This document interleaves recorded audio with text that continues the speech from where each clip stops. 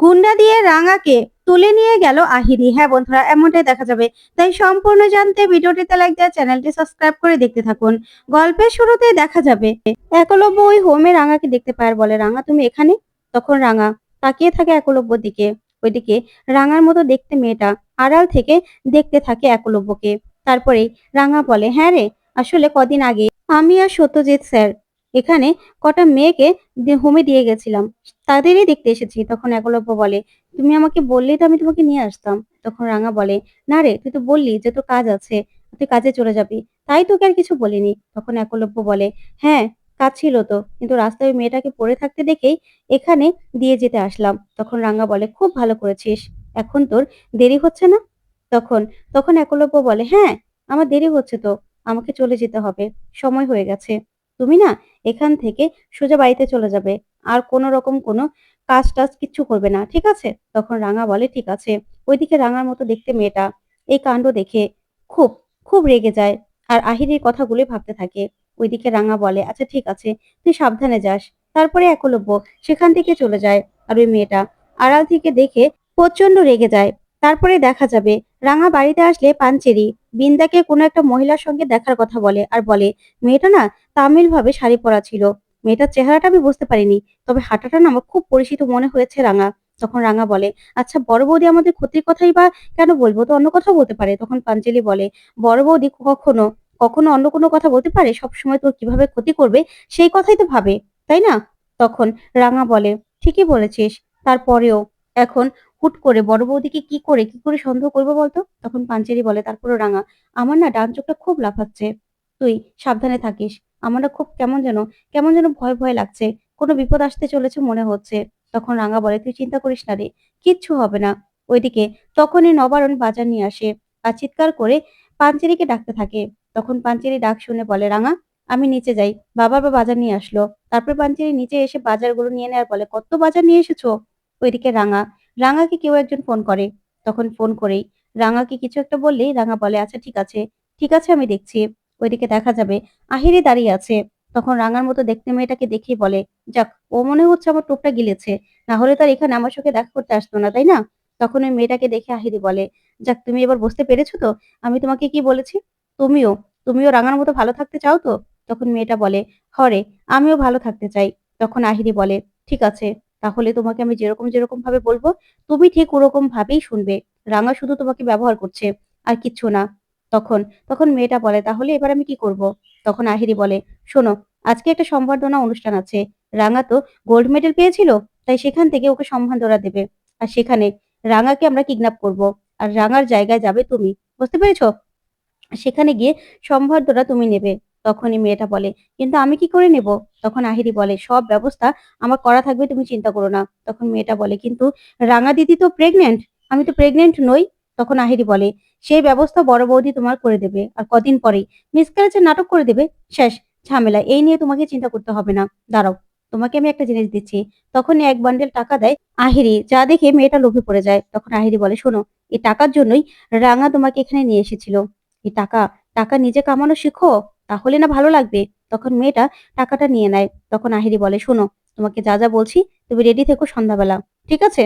তখনই মেয়েটা সেখান থেকে চলে যায়। ওইদিকে আহিরি ভীষণ খুশি হয়ে যায়। তারপর আহিরি ওর লোকদেরকে ফোন করে বলে দেয় যে রাঙাকে সন্ধ্যাবেলায় কোন জায়গায় নিয়ে যেতে হবে, কি করে রাঙাকে কিডন্যাপ করতে হবে, সবকিছু বলে দেয়।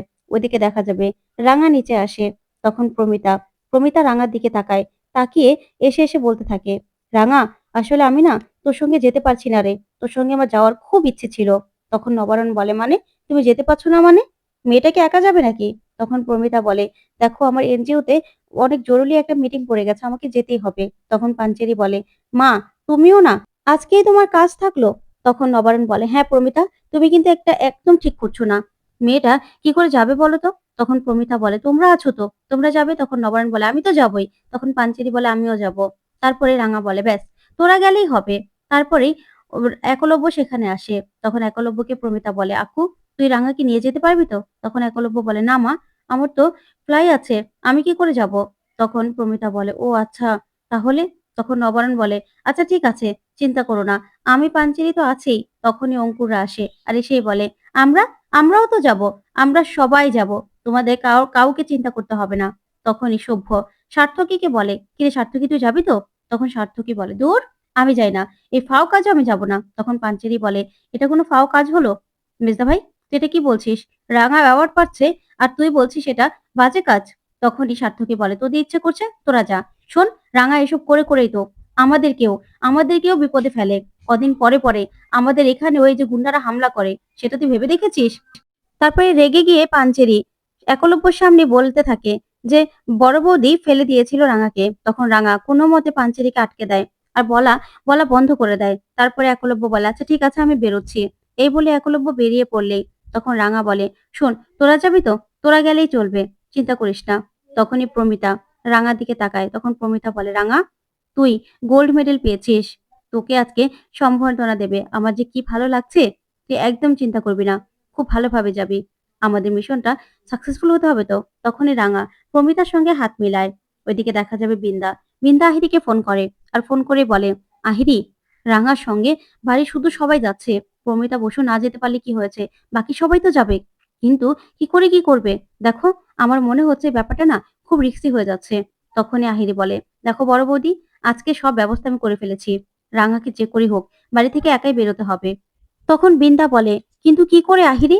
আমি বা কি করব? এখানে রাঙার সঙ্গে সবাই যাবে, লাফাচ্ছে, কিন্তু আমার হাতে তো কিছু নেই। তখন আহিরি বলে, শোনো, আমার ব্যবস্থা আমি করে ফেলেছি। এবার তোমার কাজটুকু তুমি অন্তত করো। তুমি না এইভাবে হাত গুটিয়ে বসে থাকলে হবে না। তুমি কি করবে সেটা তুমি ব্যবস্থা করো। রাঙা যাতে একাই বেরোয় সেই ব্যবস্থা বড় বৌদি তোমাকেই করতে হবে। বুঝতে পেরেছো? তখন তো বিন্দা চমকে যায়। তারপরে আহিরি বলে, শোনো, এবার তুমি কি থেকে কি করবে আমি জানি না, তোমাকে কিন্তু তোমার কাজটা করতেই হবে বড় বৌদি। তখন এই বলে আহিরি ফোনটা রেখে দেয়। তখন বিন্দা মনে মনে বলে, কি করব আমি, কিছু তো বুঝতে পারছি না। দূর, এই কথা ভেবেই বিন্দা অস্থির হতে থাকে। ওইদিকে দেখা যাবে তারপরেই নবারণ পেটের ব্যথায় চিৎকার করছে। তখন প্রমিতা বলে, তুমি কি খেয়েছো বলো তো, এরকম পেটে ব্যথা করছে কেন? তখন নবারণ বলে, জানি না তো, আমি তো ওই যে দুধ দিয়ে চিড়া খেয়েছি, আর তো কিছু না। তখন বিন্দা আড়াল থেকে দেখে দেখে হাসতে থাকে আর মনে করতে থাকে যে ওই তো ওষুধটা মিলিয়ে দিয়েছিল। তারপর দেখা যাবে রাঙা আসে আর এসে বলে, তো বড়বাবু অসুস্থ তো, তোদের না কাউকে যেতে হবে না, আমি একাই যেতে পারবো। তখন প্রমিতা বলে, রাঙা, তোর বড়বাবুকে দেখার জন্য আমরা আছি তো, সার্থকী আছে, আমরা সবাই আছি, কোনো কিচ্ছু হবে না। তখন সার্থকী বলে, আমি আছি মানে?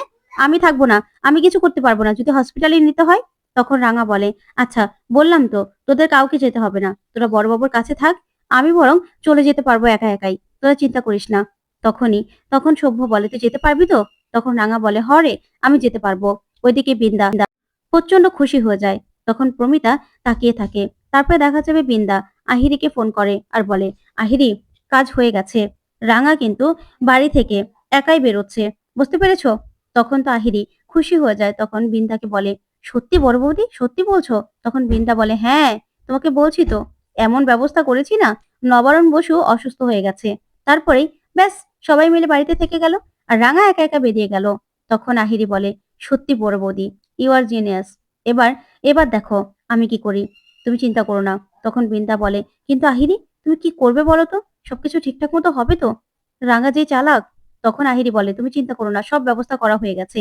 এই বলে ফোন রেখে দেয়। তারপর দেখা যাবে রাঙা রাস্তা দিয়ে যাচ্ছে। তখন রাঙার পিছু পিছু গুন্ডারা পিছু নেয় বন্দুক হাতে। তারপরে রাঙা একটুখানি এগোলেই সব গুন্ডারা রাঙার সামনে গিয়ে দাঁড়ায় আর রাঙার মাথায় বন্দুক ধরে। তখন তো রাঙা কি করবে কিছুই বুঝতে পারে না।